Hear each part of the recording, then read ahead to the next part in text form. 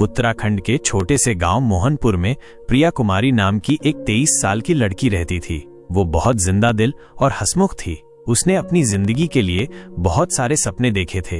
प्रिया की शादी 5 महीने पहले ही विशाल शर्मा से हुई थी, जो हरियाणा के शाहपुर का रहने वाला था। शादी के दिन प्रिया और उसके परिवार ने सोचा था कि अब उसकी जिंदगी में बस खुशियां ही होंगी, जैसे हर नई दुल्हन सोचती है। गांव में शादी का माहौल भी बहुत अच्छा था।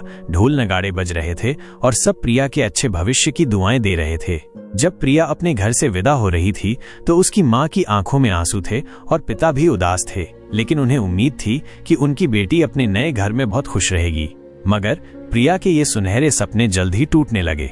ससुराल में शुरुआत में सब ठीक लगा, लेकिन कुछ ही दिनों में असली चेहरा सामने आने लगा। पहले तो इशारों इशारों में, फिर खुलेआम दहेज की बातें और मांगे शुरू हो गईं। कभी गाड़ी मांगी जाती, कभी घर का सामान, कभी फ्रिज, टीवी और कभी और पैसे। हर नई मांग प्रिया के दिल पर एक चोट की तरह लगती थी। प्रिया के घर वालों का कहना है कि ससुराल में उसे रोज दहेज के लिए ताने मारे जाते थे।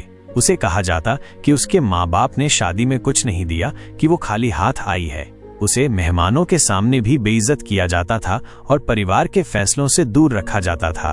उसकी सास कमला देवी उसे बहुत परेशान करती थी और उसका पति विशाल शर्मा भी चुप रहता या कभी कभी इस जुल्म में साथ देता। सुरेश और पवन जैसे रिश्तेदार भी उसे सताने में पीछे नहीं थे। प्रिया, जो एक सीधी सादी लड़की थी, ये सब सहते सहते अंदर से टूट गई थी। वो हमेशा अपने ससुराल वालों को खुश करने की कोशिश करती रहती थी ताकि वे उसे अपना लें और प्यार दें। उसने घर का हर काम किया, ये सोचकर कि शायद उसकी मेहनत से उनका दिल पिघल जाएगा, लेकिन ऐसा कुछ नहीं हुआ। उसकी रातों की नींद उड़ गई, उसे भूख नहीं लगती थी और उसका चेहरा पीला पड़ गया था। जब वो अपने माँ बाप से फोन पर बात करती तो अपनी तकलीफ छुपाने की कोशिश करती ताकि वे परेशान न हो। उसे शर्म आती थी कि उसकी शादी इतनी जल्दी एक बोझ बन गई है। उसे लगता था कि वो एक जाल में फंस गई है जहां से निकलने का कोई रास्ता नहीं है। समाज के दबाव में उसे लगता था कि उसे ये शादी निभानी ही होगी, चाहे इसके लिए उसे कुछ भी सहना पड़े। और फिर एक दिन ऐसा आया जिसने प्रिया की जिंदगी को हमेशा के लिए खत्म कर दिया। शायद उस दिन दहेज की कोई बहुत बड़ी मांग की गई थी, या उसे इतना जलील किया गया कि वो और सह नहीं पाई। किसी बड़ी लड़ाई के बाद या किसी अपमानजनक बात से टूटकर प्रिया ने अपने सारे दुखों से छुटकारा पाने के लिए एक बहुत ही खतरनाक कदम उठा लिया। उसने जहर खा लिया। ये सोचना भी मुश्किल है कि उस पल प्रिया के मन में क्या चल रहा होगा जब उसने मौत को गले लगाने का फैसला किया। शायद उसे लगा कि उसकी जिंदगी में अब कोई उम्मीद बाकी नहीं है और दर्द से बचने का यही आखिरी रास्ता है। जब प्रिया की तबीयत बिगड़ी तो ससुराल में सब घबरा गए। उसे हॉस्पिटल ले जाया गया। अस्पताल में डॉक्टर प्रिया को बचाने की पूरी कोशिश कर रहे थे, लेकिन जहर उसके पूरे शरीर में फैल चुका था। प्रिया के माँ बाप और रिश्तेदार भी अस्पताल पहुंच चुके थे। उनके चेहरे पर चिंता की गहरी लकीरें थीं और उनकी आंखें नम थीं। हर गुजरता पल सदियों जैसा लग रहा था। और फिर वो बुरा पल आ ही गया। डॉक्टर ने उदास होकर बताया कि प्रिया को बचाया नहीं जा सका। ये सुनकर प्रिया के माँ बाप पर जैसे पहाड़ टूट पड़ा।